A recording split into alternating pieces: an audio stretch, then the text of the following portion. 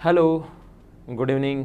मैं Pawan Rao, YouTube channel maths with Pawan Rao में आज आप लोगों को एक नया पॉइंट पढ़ाने वाला हूं और वो है, जैसा आप लोग जानते हो, आपने कल की क्लास देखी होगी, उससे पहली क्लास देखी होगी। इवनिंग में 6 बजे अपना लेक्चर आ जाता है। तो आपने देखा होगा कि अपना क्वाड्रिलेटरल जो चल रहा है और क्वाड्रिलेटरल के मैं आपको 3 पॉइंट पढ़ा चुका हूँ। मैं आप लोगों को पढ़ा चुका हूँ स्क्वायर के बारे में, मैं आपको पढ़ा चुका हूँ रेक्टेंगल के बारे में, पैरेललोग्राम के बारे में, और क्वाड्रिलेटरल होता क्या है उसके बारे में भी मैं आप लोगों को बता चुका हूँ। आज की क्लास में मैं आप लोगों को पढ़ाने वाला हूँ रोम्बस या समचतुर्भुज के बारे में। जैसा आप लोगों को पता है कि हम लोग हमेशा, हमारा पढ़ने का तरीका हमेशा ये होता है कि हम लोग जो भी पॉइंट अगर हम लोग देखेंगे उस पॉइंट को हम लोग देखेंगे हमेशा और हमेशा पॉइंट वाइज हम लोग लेकर चलेंगे। और पॉइंट वाइज अगर आप लोग लेकर चलोगे तो फिर वो चीज़ें याद भी रहती हैं और जो भी कुछ हमें प्रूव करना होता है वो हम लोग प्रूव भी करेंगे। इसमें पहली बात कि रोम्बस या समचतुर्भुज होता क्या है। ऐसा कोई भी क्वाड्रिलेटरल जिसकी चारों साइड्स इक्वल होंगी, ऐसा कोई भी क्वाड्रिलेटरल, ऐसा कोई भी चतुर्भुज या क्वाड्रिलेटरल जिसकी 4 साइड्स हो, चारों इक्वल होंगी, लेकिन ईच एंगल 90 डिग्री नहीं होगा। ध्यान रखना, कल जो स्क्वायर पढ़ा इवनिंग में, उसका आज अगला जो स्टेप है वो अपने पास है। ये इस प्रकार से अपने पास है, कोई भी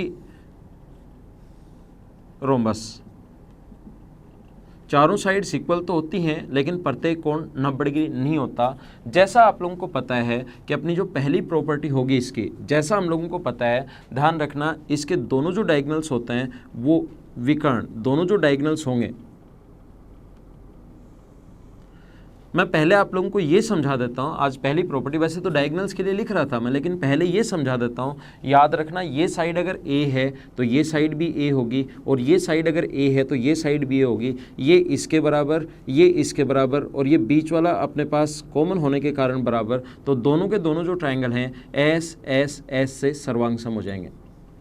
दोनों के दोनों जो ट्रायंगल हैं एस एस एस से सर्वांगसम हो जाएंगे। सर्वांगसम हो जाएंगे तो ये वाली साइड इसके बराबर, ये वाली साइड इसके बराबर। तो ये वाला एंगल अगर x है तो ये वाला एंगल भी x होगा, और ये वाला एंगल अगर अपने पास इधर वाला भी ये एंगल अगर x है तो ये वाला एंगल भी x होगा। x इसलिए होगा क्योंकि अपने पास इसके दोनों साइड अगर बराबर हैं तो इसके सामने का कोण ये और इसके सामने का कोण ये बराबर। ये दोनों साइड भी इक्वल है तो इसके सामने का कोण ये और इसके सामने का कोण ये बराबर। और एस एस एस से सर्वांगसम दोनों पहले ही हो गए, तो ये इसके बराबर और ये इसके बराबर। तो पहला पॉइंट यहां पर ध्यान रखना, फर्स्ट पॉइंट जो आप लोगों को याद रखना है, यहां पर एंगल बाइसेक्टर, डायगोनल जो होता है वो एंगल बाइसेक्टर होता है। डायगोनल जो होगा एंगल बाइसेक्टर भी होगा।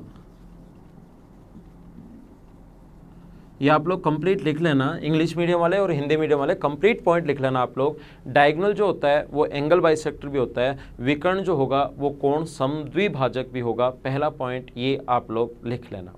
दूसरा पॉइंट क्या है अपने पास, देखो ध्यान दो, ये अपने पास अगर एंगल बाइसेक्टर है, मैं आपको ये समझाना चाह रहा हूँ, ये अगर एंगल बाइसेक्टर है, और कल की क्लास में मैंने आपको बताया है, कल की क्लास में मैंने आप लोगों को समझाया है, या परसों की क्लास में, उससे पहले कभी ना कभी बताया होगा, पिछले 2-3 दिन की जो क्लास है उसमें अगर आपने मेरे वीडियोज़ कंटिन्यू अगर देखें तो अगर 2 लाइन पैरेलल हैं और एंगल बाइसेक्टर जहाँ पर मिलते हैं तो वो वहाँ पर बना कोण 90 डिग्री होता है। क्यों होता है ये चीज़ भी मैं आपको समझा चुका हूँ। मैंने आपको लाइन में भी समझा दिया था, जब लाइन और एंगल बताया था।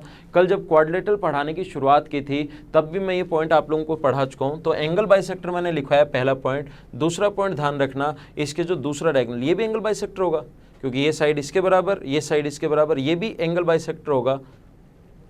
कोण समद्विभाजक होता है। और ध्यान रखना ये दोनों लाइन पैरेलल हैं, इसकी लाइन पैरेलल तो होती है, समांतर चतुर्भुज की चारों साइड्स इक्वल होती हैं, और अपोजिट जो लाइन है वो पैरेलल भी होती हैं। तो ये दोनों लाइन पैरेलल हैं, और पैरेलल लाइन होने पर इस एंगल का बाइसेक्टर और इस एंगल का बाइसेक्टर जहां पर मिलेंगे कोण 90 डिग्री। दोनों लाइन पैरेलल हैं, अपोजिट, इस एंगल का बाइसेक्टर और इस एंगल का बाइसेक्टर जहां पर मिलते हैं तो कोण 90 डिग्री। तो ध्यान रखना, दूसरा पॉइंट ध्यान रखना, इसके दोनों जो डायगोनल्स होते हैं D1 और D2 बराबर नहीं होते। ये देखने पर भी आपको पता लग रहा है, दोनों डायगोनल्स इक्वल नहीं होंगे, ये देखने पर भी हमें पता लग रहा है। लेकिन साथ ही ध्यान रखना, दोनों डायगोनल्स एक दूसरे पर 90 डिग्री का कोण बनाते हैं, एक दूसरे पर परपेंडिकुलर होता है। परपेंडिकुलर ध्यान रखना, अपने पास रोम्बस में और स्क्वायर में 90 डिग्री का कोण बनाएंगे। जैसा आपको पता है रेक्टेंगल में और पैरेललोग्राम था उसमें एक दूसरे पर 90 डिग्री का कोण नहीं बनाएंगे, और बराबर होते हैं सिर्फ और सिर्फ स्क्वायर में और रेक्टेंगल में, पैरेललोग्राम में और रोम्बस में ये इक्वल नहीं होते। ये बात आप लोग ध्यान रखना। अगला पॉइंट देखिए, तो पॉइंट वाइज मैं आपको पढ़ाते चलूंगा। अगला पॉइंट हम लोग पढ़ते हैं, पॉइंट नंबर 3।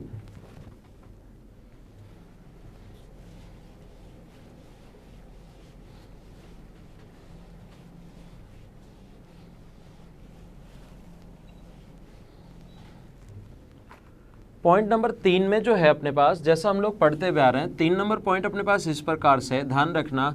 रोम्बस का कोई भी एक जो डायगोनल होगा, इसका जो एक डायगोनल होगा चाहे कोई सा ही हो, इसकी चारों साइड्स इक्वल होती हैं, इसका कोई सा भी, चाहे ये वाला ले लो चाहे ये वाला ले लो, वो क्षेत्रफल को समद्विभाजित करेगा, 2 इक्वल पार्ट्स में डिवाइड करेगा। डायगोनल जो होता है वो अपने पास एंगल बाइसेक्टर तो होता ही है, जो विकर्ण होता है वो क्षेत्रफल को भी समद्विभाजित करता है। डायगोनल जो होता है वो एरिया को भी 2 इक्वल पार्ट्स में डिवाइड करता है। आप लोग याद रखना क्यों करता है, ये साइड इसके बराबर, ये साइड इसके बराबर, ये कॉमन होने के कारण बराबर, एस एस एस से सर्वांगसम हो गए, और एक बार 2 ट्रायंगल अगर सर्वांगसम हो गए तो फिर सब कुछ बराबर, ये आपको पता होगा। तीसरा, क्षेत्रफल सर्वांगसम होने पर क्षेत्रफल परिमाण सब कुछ बराबर होता है, जो कुछ आप लोग सोच सको। 3 नंबर जो पॉइंट हम लोग पढ़ चुके हैं। 4 नंबर पॉइंट ध्यान रखना, इसके जो दोनों डायगोनल्स होते हैं वो एक दूसरे को इक्वली बाइसेक्ट करते हैं। इसके जो दोनों डायगोनल्स इक्वल तो नहीं होते, लेकिन जहाँ पर ये बाइसेक्ट करते हैं एक दूसरे को, इक्वली बाइसेक्ट करते हैं, ये इधर d1/2 है, इधर भी d1/2 होगा, और ये इधर अगर d2/2 है तो इधर भी अपने पास d2/2 होगा। दोनों डायगोनल्स जो होते हैं वो एक दूसरे को इक्वली बाइसेक्ट करते हैं, समद्विभाजित करते हैं। ये बात आप लोग ध्यान रखना। अब बात ये है कि समद्विभाजित क्यों करते हैं, ये साथ साथ लिखते चलना। जब भी मैं कोई भी पॉइंट लिखूं, अपनी नोट बुक और पेन आप लोग साथ रखना और साथ साथ लिखते चलना कि तीसरे नंबर पॉइंट ये है, 4 नंबर पॉइंट डायगोनल्स एंगल को बाइसेक्ट करते हैं। पॉज कर लो और साथ साथ लिखते चलो, ताकि अगली बार वीडियो नहीं देखना पड़े, आपकी नोटबुक ही पढ़नी पड़े। और ये सारे के सारे पॉइंट्स जिस टाइप से मैं आप लोगों को लिखवा रहा हूँ, एक साथ जो है किसी भी बुक में या नोट्स में आप लोगों को नहीं मिलेगा कि स्क्वायर या रोम्बस एक जगह मिल जाए ताकि मैं उसको पढ़ लूँ, ऐसा नहीं मिलेगा आपको। इसलिए पॉइंट लिखते चलना। देखो क्यों होता है और साथ क्यों का इनका जो जवाब है बेसिक पूरा है, वो सारी चीज़ें आपको एक ही जगह नहीं मिलेंगी। ये चारों साइड्स बराबर होती हैं, यहाँ से इसको मिला दिया जाए, और तो ये वाला जो एंगल होगा, ये लाइन इसके पैरेलल है, ये वाला एंगल अगर थीटा है तो ये भी अपने पास थीटा होगा, और ऐसे इसको इससे मिला दें। तो ध्यान देना, एक बार मैं आपको समझाने के लिए इसको हटा रहा हूँ। ये वाला कोण अगर अपने पास मान लो वाई है तो ये वाला कोण भी वाई होगा। वाई थीटा और वाई 2 कोण बराबर हो गए, और एक साइड इसलिए बराबर हो गई क्योंकि रोम्बस की तो चारों साइड्स इक्वल होती हैं। तो क्या डबल ए एस से, और ये ए एस सर्वांग समता, और ये ट्रायंगल में कंप्लीट मैं आप लोगों को पढ़ा चुका हूँ। अगर कोई भी स्टूडेंट मेरा ये वाला वीडियो अगर देख रहा है तो आप लोग पहले वाले वीडियोस जो ट्रायंगल मैंने आप लोगों को पढ़ाया है उसको कंप्लीट देखिए, उसको आपको सही चीज़ें समझ में आएगी। अब अचानक अगर देखोगे कि सर ए एस क्या लिख दिया, तो आपके समझ में नहीं आएगा। अगर आपका बेसिक ठीक है तब तो ठीक है, नहीं तो आप लोग पहले वाले वीडियोस लेसन नंबर 1 से शुरुआत कीजिए। और अभी तक हमारे 15 या 16 लेसन हो चुके हैं, तो आप लोग डेली सिर्फ और सिर्फ एक ही लेसन देख सकते हो या 2 लेसन देख सकते हो। 2 से ज़्यादा मत देखना, क्योंकि मेरे 40 मिनट का जो वीडियो होता है उसमें काफ़ी सारा कंटेंट होता है, तो आप लोग उसमें बहुत सारी चीज़ें देख लोगे तो आपकी मिक्स हो जाएंगी। इसलिए ज़्यादा से ज़्यादा अगर आप लोग रेगुलर, और अगर इन वीडियोज़ को देखते हो रेगुलर अगर देखते हो तो आपके समझ में आ जाएगा 100%। लेकिन ऐसे नहीं एक दिन में 5 वीडियो आपने खत्म कर दिया, अगले दिन 7 और कर दिया, अगले दिन 9 और कर दिया, ऐसे नहीं। आप 1 या 2 वीडियो देखोगे तो ही ज्योमेट्री इनसे आपको समझ में आएगी। तो यहाँ पर देखिए दोनों सर्वांगसम हो गए। सर्वांगसम होने के बाद बची हुई साइड बराबर, क्षेत्रफल बराबर, सब कुछ बराबर होता है। तो ये वाली साइड फिर इसके बराबर होगी और ये वाली जो साइड है वो इसके बराबर होगी। तो ध्यान रखना इस प्रकार से, ये इसके बराबर और ये इसके बराबर, तो डायगोनल एक दूसरे को इक्वली बाइसेक्ट करते हैं। पॉइंट नंबर 4 ध्यान रखना।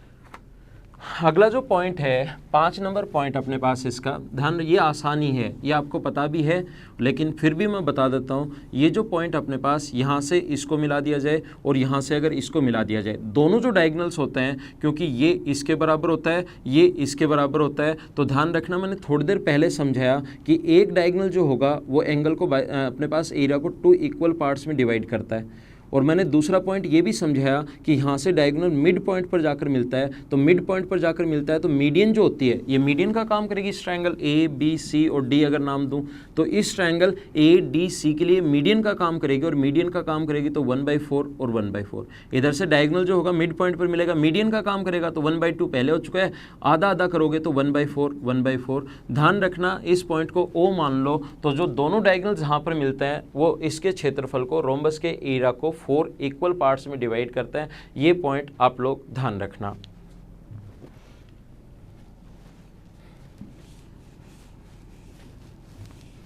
ये पॉइंट था अपने पास 5 नंबर। अगला पॉइंट देखिए आप लोग, पॉइंट नंबर 6। जैसा आप लोगों को पता है कि रोम्बस के अंदर अगर कोई भी पॉइंट है अंदर की तरफ, पॉइंट नंबर 6 अपने पास ये, इसके अंदर अगर कोई भी पॉइंट है, मान लो ए बी सी डी, ये कोई भी रोम्बस है और इसके अंदर कोई पॉइंट है ओ। ध्यान रखना अगर हम लोग इनको मिला दें, ओ से ए को मिला दें, ओ से बी को मिला दें, ओ से सी को और ओ से डी को, ये ध्यान रखना डायगोनल्स का इंटरसेक्शन पॉइंट नहीं है, कोई भी पॉइंट है अंदर कहीं भी, तो इनको अगर मिला दिया जाए,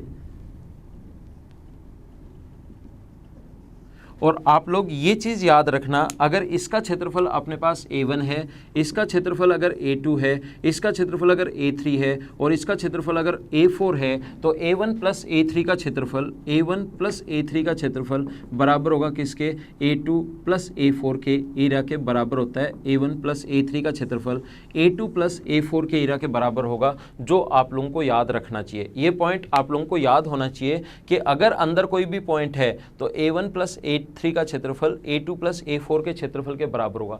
आसान सा है, क्यों होगा ये मैं आपको पहले भी समझा चुका हूँ, थोड़ा आसान है, फटाफट मैं फिर से बता देता हूँ क्यों होगा। क्योंकि ये वाला क्षेत्रफल अगर यहाँ से इसकी हाइट माने हम लोग H1, इसकी हाइट अगर H1 माने और ऊपर वाले इसकी हाइट अगर माने हम लोग H2, ये A1 है, इसकी हाइट इधर माने H2, जो क्षेत्रफल A1 है, तो ध्यान रखना आप लोग A3 का जो क्षेत्रफल होगा, ये साइड A मान लो, अपोजिट साइड बराबर होंगी, तो आप लोग यहाँ पर मान सकते हो A3 का जो क्षेत्रफल होगा,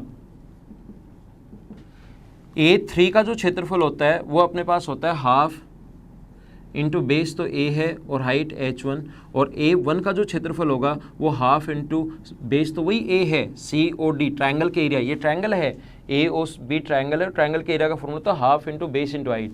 ऐसे COD भी ट्रायंगल है, half into base into height. इन दोनों को अगर ऐड कर दें A1 प्लस A3 तो हाफ अपने पास कॉमन आ जाएगा, हाफ है, अंदर बचेगा H1 प्लस H2, और H1 प्लस H2 को हम लोग इसकी हाइट भी लिख सकते हैं H1 प्लस H2 को इसकी हाइट, तो ये आ गया half into A into H, इन दोनों का क्षेत्रफल। ध्यान रखना आप लोग, ये पॉइंट याद रखना कि कंप्लीट का जो एरिया होता है वो होता है बेस इंटू हाइट। इसके कंप्लीट के एरिया के अपने पास अलग अलग फॉर्मूले हैं, जैसे बेस इंटू हाइट भी होता है, तो बेस यहाँ पर A माना तो एरिया हो गया A इंटू H। अपने पास एरिया का फॉर्मूला दोनों साइड्स दिए हुए तो A² साइन थीटा। अगर अपने पास एरिया का फॉर्मूला हाफ D1 D2 भी होता है, लेकिन ये मैं आपको क्योंकि मेंसुरेशन नहीं पढ़ा रहा, मैं आपको यहाँ पर ज्योमेट्री पढ़ा रहा हूँ, मैं मेंसुरेशन नहीं पढ़ा रहा, तो D1 D2 square D1 square plus D2 square बराबर 4 इंटू साइड स्क्वायर, और वो क्वेश्चन भी मैं आप लोगों को बाद में करवाऊंगा। यहाँ पर मैं आपको इसकी ज्योमेट्री पढ़ा रहा हूँ, ये काम में आगे इसलिए एक बार बता रहा हूँ। यहाँ पर ध्यान रखना, फॉर्मूले आप लोगों को लिखने की ज़रूरत नहीं है। ये जो नेक्स्ट चैप्टर होगा आपका मेंसुरेशन, उसमें से सारी चीज़ें मैं लिखवाऊंगा।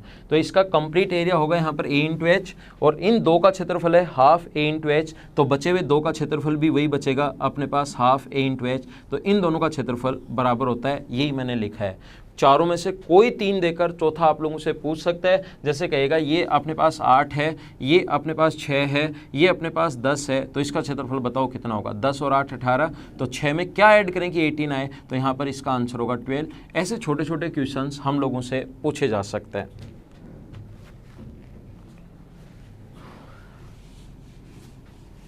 नेक्स्ट पॉइंट पर हम लोग चलते हैं, पॉइंट नंबर 7।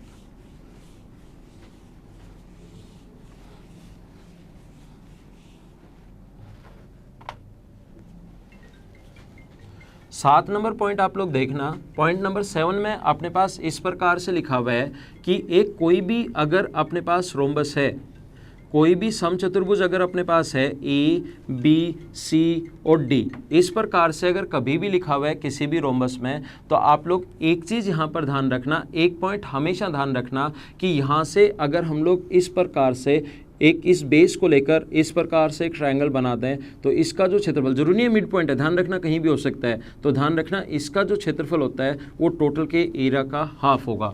मैं आपको क्या समझाना चाह रहा हूँ, इस प्रकार से अगर कभी भी कोई सा भी बेस लेकर, चाहे नीचे वाला कोई सा भी बेस लेकर एक ट्रायंगल अगर बना दिया तो इसका क्षेत्रफल टोटल का हाफ होता है, क्योंकि इसका बेस इंटू हाइट होता है एरिया।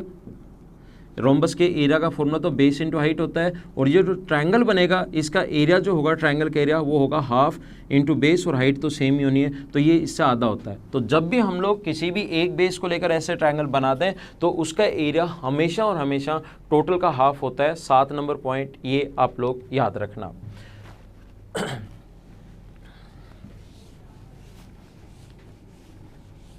अगला पॉइंट 8 नंबर पॉइंट, जो पिछले मैं 4 दिन से आप लोगों को समझाते हुए आ रहा हूँ, और ये आप लोगों को पता होना चाहिए खुद को। पिछले 4 दिन से मैं आप लोगों को डेली जब शाम को आपका वीडियो आता है तो ये तो एक पॉइंट हमेशा और हमेशा आपके सामने आता है कि अपने पास पॉइंट नंबर 8, ये इस प्रकार से एक रोम्बस जो है ए बी सी और डी, रोम्बस के चारों साइड्स के मिड पॉइंट्स को मिलाने पर बनी आकृति क्या होगी, और 4 ऑप्शन दे देगा वो।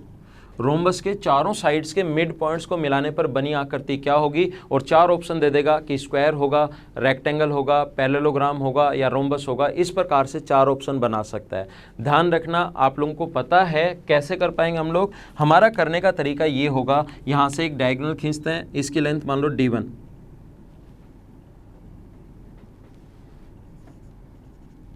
इधर अपने पास एक ट्रायंगल ऊपर की तरफ है, ट्रायंगल के मिड पॉइंट को मिलाने वाली लाइन D1/2,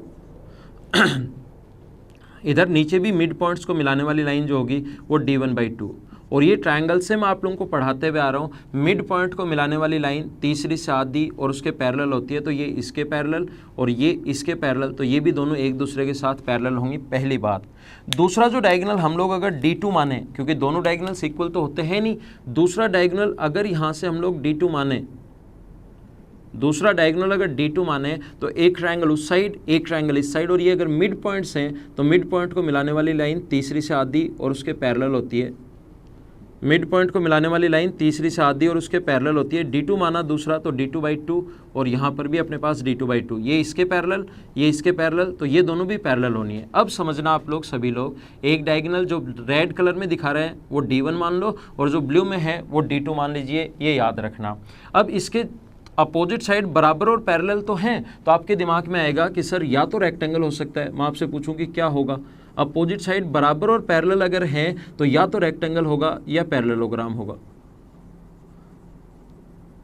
2 ऑप्शन तो 4 आएंगे अपने पास, एक स्क्वायर और एक ये रोम्बस, लेकिन ये दोनों तो कट गए। अब अपने पास अपोजिट साइड बराबर और पैरेलल होने के कारण आपके दिमाग में तुरंत आएगा या तो रेक्टेंगल होगा या अपने पास क्या होगा, पैरेललोग्राम होगा। इन दोनों में से क्या होगा, कैसे पता करोगे? देखिए मुझे ये बताइए, क्या अपने पास दोनों जो डायगोनल्स हैं क्या एक दूसरे को 90 डिग्री पर काटते हैं क्या? दोनों जो विकर्ण हैं हमेशा ध्यान रखना एक दूसरे को 90 डिग्री पर काटते हैं, दोनों डायगोनल्स एक दूसरे को 90 डिग्री पर काटते हैं। और अगर दोनों डायगोनल्स एक दूसरे को 90 डिग्री पर काटते हैं और ये दोनों लाइन ब्लू वाली दोनों लाइन पैरेलल हैं और 2 लाइन अगर पैरेलल हों तो अंतः कोणों का योग हमेशा 180 डिग्री होता है। तो ये 90 है तो ये भी कितना होगा, 90। ऐसे ही अपने पास ये दोनों लाइन भी अगर पैरेलल हैं तो अपने पास अंतः कोणों का योग, इनका भी योग 180 डिग्री, लाइन पैरेलल है तो ये 90, तो ये 90। ऐसे ये रेड वाली भी दोनों पैरेलल हैं तो अपने पास अंतः कोणों का योग 180 डिग्री, ये 90 है तो अंतः कोणों का योग 180 डिग्री होता है, तो ये भी 90 है।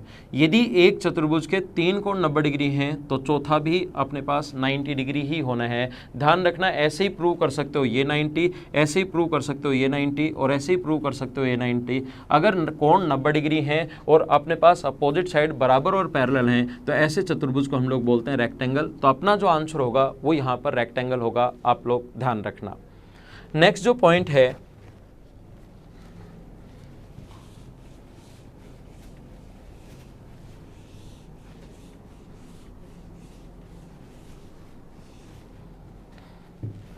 पॉइंट नंबर 9, ध्यान रखना 9 नंबर पॉइंट अपने पास इस प्रकार से है, रोम्बस के अगर ये मिड पॉइंट्स हैं, ये इसका मिड पॉइंट है और ये अगर इसका मिड पॉइंट है तो यहाँ से इसको मिला दिया जाए और यहाँ से इसको मिला दिया जाए।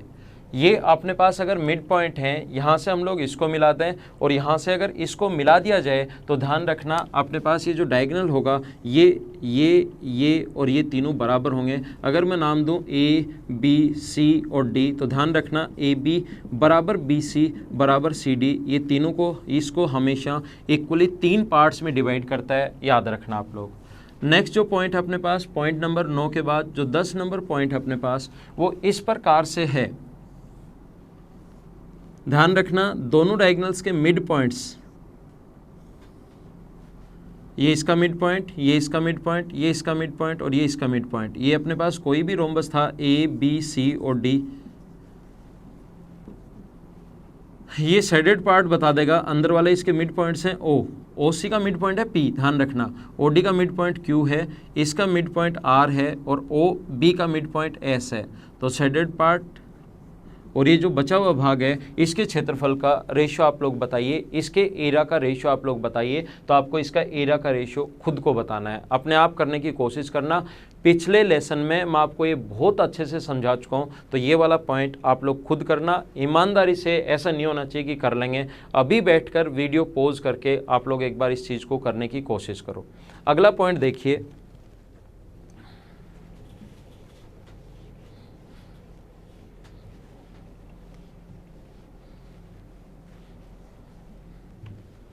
ये अपने पास इस प्रकार से पॉइंट है, ये यहाँ पर इस प्रकार से है। रोम्बस में ध्यान रखना आप लोग, जैसा आपको पता है कि अगला पॉइंट 11 नंबर और रोम्बस का ये लास्ट पॉइंट है। फिर मैं एक क्वेश्चन करवाता हूँ आप लोगों को। देखिए ध्यान रखना दोनों लाइन पैरेलल हैं और दोनों लाइन पैरेलल हैं इस प्रकार से। तो यहाँ से अगर हम लोग, ध्यान देना आप लोग सभी लोग बोर्ड पर, ये दोनों लाइन अगर पैरेलल है तो ये कोण अगर मैं थीटा मानूं तो ये वाला कोण होगा 180 माइनस थीटा। ये दोनों लाइन भी पैरेलल हैं तो ये वाला कोण थीटा है, तो अंतर कोणों का योग 180, ये थीटा है तो ये 180 माइनस थीटा। और ये दोनों लाइन भी पैरेलल तो अंतर कोणों का योग 180 डिग्री, ये 180 माइनस थीटा है तो ये थीटा।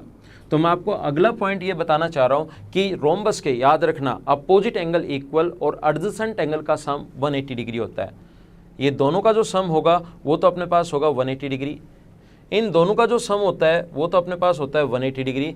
इनके अपोजिट एंगल्स का अपोजिट एंगल तो बराबर होते हैं देखो, और ये जो एंगल्स हैं ये अपने पास होता है, इनका सम होता है 180 डिग्री। तो अपोजिट एंगल इक्वल और इनका सम होता है अपने पास, पास पास वाले जो दो कोण हैं उनका जो सम होता है वो होता है 180 डिग्री। आप लोग ध्यान रखना।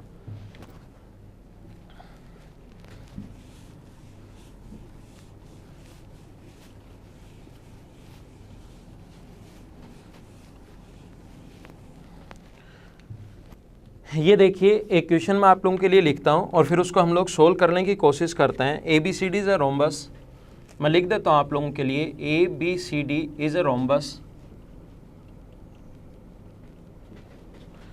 आगे अपने पास लिखा हुआ है AB इज एक्सटेंडेड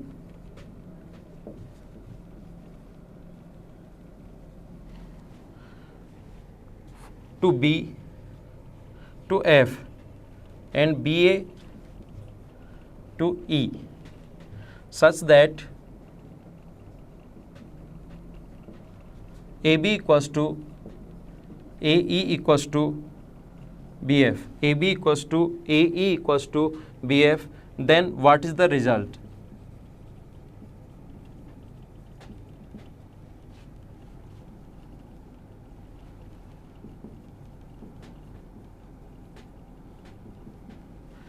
यहाँ पर हमारे पास कहा गया है कि नीचे जो ऑप्शन दिए हुए हम लोगों को, वो ऑप्शन दिए हुए हैं ED ग्रेटर देन, इसको समझना सभी लोग, अच्छा क्वेश्चन है, ED ग्रेटर देन CF।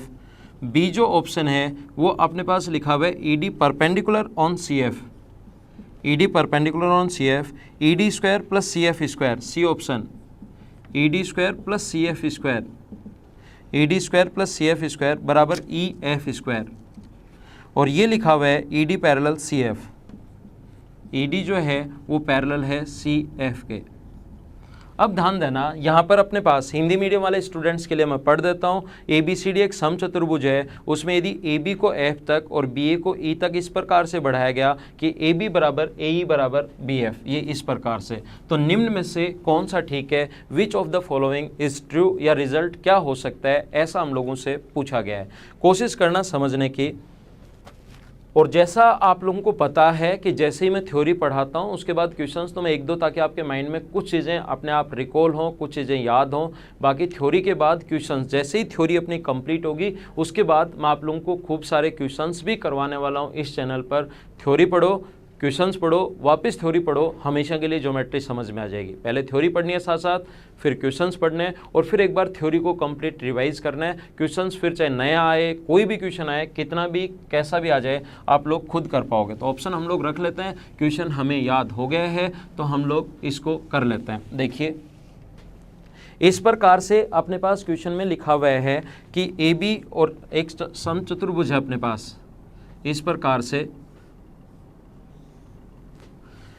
ये मैं ऑप्शन भी इधर लिख देता हूँ आपके लिए, है ना, ऑप्शन याद रहे आपको ED, क्योंकि जब भी ये पूछे कि निम्न में से कौन सा ठीक है, विच of the following is true, तो ऑप्शन तो आपको लेकर चलने ही पड़ेंगे, क्योंकि आंसर तो कई हो सकते हैं। फिर अगर ऐसा हम लोगों से पूछा है कि which of the following is true, then आपको ऑप्शंस तो साथ लेकर चलने ही पड़ेंगे, और ED पैरेलल है CF के। तो अब देखिए आप लोग,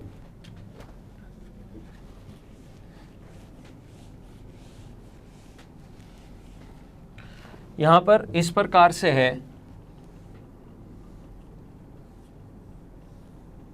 ये A, B, C और D एक रोम्बस है, इसको दोनों तरफ बढ़ाया गया, एक रोम्बस को दोनों तरफ बढ़ाया गया, और इस प्रकार से बढ़ाया गया AB को F तक और इसको E तक। इधर F है और इधर E है। ये अपना क्वेश्चन था। अब क्वेश्चन को छोड़ देते हैं और हम लोग इसको सोल्व करने की कोशिश करते हैं। मैंने कहा है जब भी आपके सामने क्वेश्चन आए, आप लोग हमेशा और हमेशा क्या करोगे, उस क्वेश्चन को करने की कोशिश किया करो, और जब नहीं आएगा मैं समझाऊंगा तो ज़्यादा समझ में आएगा, और अगर आपको आ गया तो आपका कॉन्फिडेंस बढ़ेगा। कोशिश करना समझने की इस प्रकार से। पहला जो ऑप्शन है ED ग्रेटर देन CF, यहाँ से यहाँ तक ED जो है, ये रोम्बस था तो ये चारों बराबर होंगे, देन CF, ये ED ग्रेटर देन CF।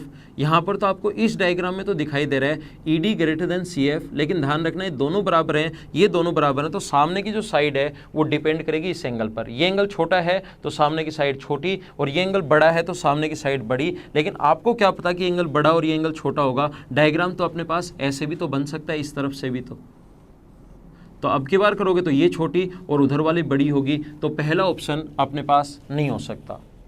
दूसरा ऑप्शन मैं आप लोगों को करवाता हूं। दूसरा ऑप्शन चेक करते हैं, क्या दोनों एक दूसरे पर परपेंडिकुलर हैं क्या? आगे बढ़ाओ इनको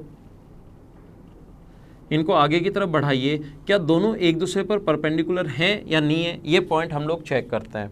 अगर आपको याद है क्वेश्चंस पढ़ाते टाइम तो कम से कम 20 बार काम में लूँगा। अगर आपको याद है मैंने बताया था एक स्ट्रेट लाइन के मिड पॉइंट से इधर कोई लाइन खींची जाए जो इसके बराबर अगर है तो यहाँ पर बना कोण हमेशा 90 डिग्री होता है। ये मैं आपको ट्रायंगल की थ्योरी में बता चुका हूँ। मैंने कहा है कि अगर इन चीज़ों को अब अच्छे से समझना है, ट्रायंगल और क्वाड्रिलेटरल और सर्किल में जो भी प्रूव होगा उसकी 99% चीज़ें हमेशा और हमेशा किससे प्रूव होंगी? ट्रायंगल से। तो आप लोग ट्रायंगल का वाला वीडियो अगर ध्यान से देखोगे तो क्वेश्चंस आसानी से कर पाओगे, नहीं देखोगे तो फिर आप लोग इनको थोड़ा सा कम समझ पाओगे। ट्रायंगल्स के वीडियो, सभी वीडियो जो 14, 15 जितने भी वीडियोस मैंने 40 मिनट के या 42, 41, 39 मिनट के डाले हैं उनको आप लोग देखिए। यहाँ पर देखो ये और ये अगर बराबर है तो ये कोण अपने पास होगा 90 डिग्री। हमेशा ध्यान रखना इसके मिड पॉइंट से इधर कोई भी लाइन खींची जाए, चाहे यहाँ पर बराबर अगर है तो ये कोण ऑलवेज राइट एंगल होगा। तो कोशिश करना आप लोग समझने की। अगर मैं इसको इससे मिला दूं, इसको इससे अगर मिला दिया जाए तो मुझे ये बताइए आप लोग कि ये और ये बराबर है तो ये कोण कितने डिग्री होगा? 90। और ये स्ट्रेट लाइन है, ये 90 होना है तो ये भी कितना होगा? 90। समझ में आ गया आपको? अच्छी बात है। बराबर होते ही ये कोण हमेशा 90 डिग्री होता है। स्ट्रेट लाइन के मिड पॉइंट से इधर कोई भी लाइन खींची जाए जो इनके बराबर अगर है, स्ट्रेट लाइन के मिड पॉइंट से लाइन खींची जाए जो बराबर है तो यहाँ पर बना कोण 90 डिग्री। ऐसे ही इधर से अगर लाइन खींचेंगे तो देखो ये और ये तीनों बराबर हैं, तो ये कोण भी अपने पास नीचे वाला जो होगा वो अपने पास होगा 90 डिग्री, और ये 90 डिग्री है तो ये भी 90, और स्क्वायर के दोनों डायगोनल्स एक दूसरे को 90 पर काटते हैं। ये स्ट्रेट लाइन थी, तो इधर वाला 90 डिग्री तो इधर वाला भी 90 डिग्री, क्योंकि स्ट्रेट लाइन पर 180 डिग्री होता है। 90 90 90, तो क्या चतुर्भुज का चौथा एंगल भी 90 होना है क्या, क्योंकि क्वाड्रिलेटरल के चारों एंगल्स का सम 360 डिग्री होता है। तो अपना सेकंड ऑप्शन एकदम ठीक है, ये अपना आंसर है इस क्वेश्चन का। ये अप्रोच जो यहाँ पर मैंने बताई थी वो अप्रोच हम लोग यहाँ पर लगा सकते हैं। तो आइए एक क्वेश्चन और समझाता हूँ आप लोगों को। रोम्बस हम लोग देख रहे हैं, एक क्वेश्चन और समझते हैं। ये इस प्रकार से ए बी सी और डी कोई भी रोम्बस है, ए अपने पास ये बी है, ये सी है और ये डी है। ये कोई भी अपने पास समचतुर्भुज है, यहाँ से इसका मिड पॉइंट पी है, इसका मिड पॉइंट क्यू है, इसका मिड पॉइंट आर है और इसका मिड पॉइंट एस है। पी क्यू आर और एस इसके मिड पॉइंट्स हैं। अगर इनके मिड पॉइंट्स को मिला दिया जाए, यहाँ से अगर हम लोग मिला दें, इसके मिड पॉइंट को यहाँ से मिला दें ये वाला, और इसके मिड पॉइंट को यहाँ से मिला दें, ऐसे ही हम लोग इसके मिड पॉइंट को यहाँ से हम लोग मिला दें, ये मिला दिया जाए और इसके मिड पॉइंट को यहाँ से मिला दिया जाए, तो हमें कहेगा कि बताइए ये जो बीच वाला क्षेत्रफल है ये टोटल का कितना भाग होगा।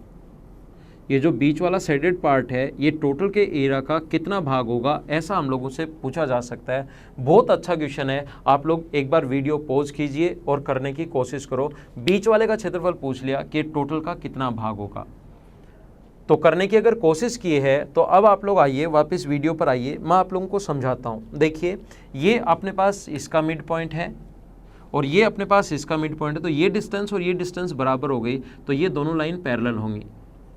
ऐसे ही ये दोनों लाइन भी अपने पास पैरेलल होंगी। और अगर आप लोगों को याद है लाइन पैरेलल हैं, कोशिश करना, बहुत अच्छा क्वेश्चन है, कोशिश करना समझने की।